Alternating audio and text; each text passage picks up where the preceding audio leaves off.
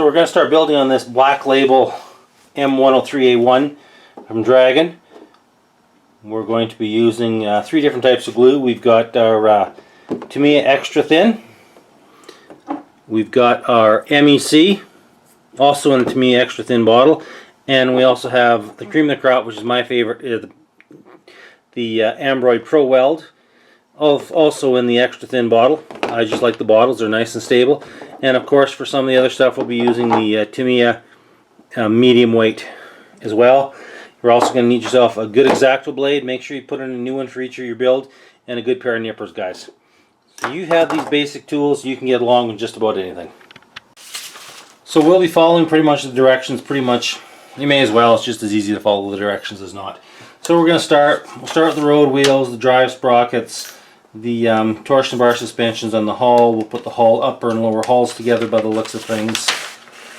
And moving along, upper and lower, we'll be basically following the entire thing. If something comes up, I'll be trying to check in, say, in the end of each page. If something comes up that's really messed up or something that you guys need to know through the build, I'll stop and we'll point it out. But other than that, we'll just do updates on every page. Okay, these road reels are a royal pain in the patookies. Each one consists of 4 pieces. The outer, the inner, and then each one has a rubber road wheel to go around. Look at the amount of freaking plastic you have to remove. There's a massive seam in the middle of this rubber tire that has to be gone. It's horrible. But I think what's even worse is what Dragon has done with the mounting points in these things. What you have in the inner is a very finely detailed, very shallow half moon. Then you have another very finely detailed, shallow half moon on the corresponding side. They don't very well match up. Guys, what are you thinking? I mean, this it's a bad setup, guys. Like, this is from your M48. Why in the world you're doing something as silly as this is just beyond me, when just one good heavy pin would be sufficient. Or something other than trying to line these up, tiny little half moons up. It's a real pain in the butt. And 4 pieces, oh. Let's see, I haven't even got 8 of them built yet, and I'm pushing 45 minutes just cutting these out, cleaning them up, and getting them sanded and put together. Wow. You know, I used to build models for pleasure and fun, but some of these models, they're not that much fun anymore. I'm just going to buy old 40-year-old Tamiya kits and put them together because they don't have nearly as much BS as some of these new ones. Alright, enough ranting. Let's get back to building. Okay, so what you want to be careful here, guys. I'm still scratching my head. I checked. It's a Dragon kit, but wow, it doesn't fit like a Dragon kit. Now, when you're putting in all the torsion bar arms, you got to be careful when you put these in, because there is about, well, let's see. You can see. Let's zoom in here, guys.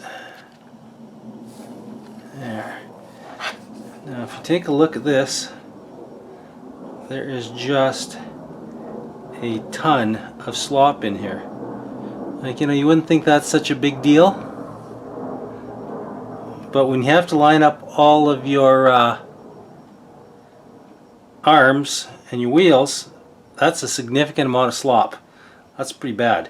So just make sure when you get it in that there is a straight line across here. So you can see, if you haven't got it quite 100%, that it will be on a bit of an angle.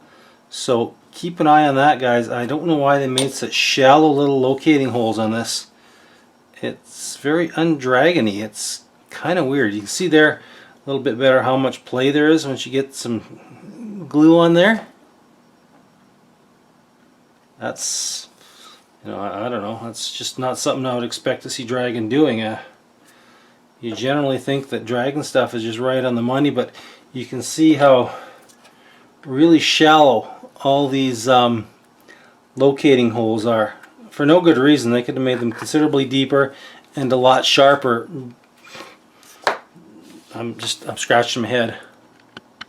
Well, we've got steps 1 through 6 built on this M103, and it seems really shallow. Like, I know they said the proportions were a little funky, but boy, it seems to be really super shallow.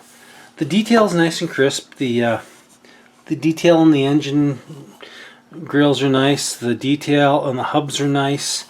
There's a lot of fiddly business on the hull. I showed you before the locating points are kind of vague and they're sloppy, so you got to make sure you get everything all lined up nice and straight. These are kind of a biatch to put in, and the little bit of photo etch on the back is vague and not that good. Some of the folding points are a little vague, and the directions are dragging vague again. But it's coming along. It's just a couple 3 hours of work, and we'll carry on. Alright, crappy Dragon instructions strikes again. If anyone's built a few Dragons, you know that their direction sheets are just horrible. So these two little crappy pieces of photo etch MA5, they show it open or closed. So you know what? I just pop the covers on. The top piece is MA7. Well, don't do that, guys, because when you get over to this side, you realize that they're the actual baskets for the travel locks.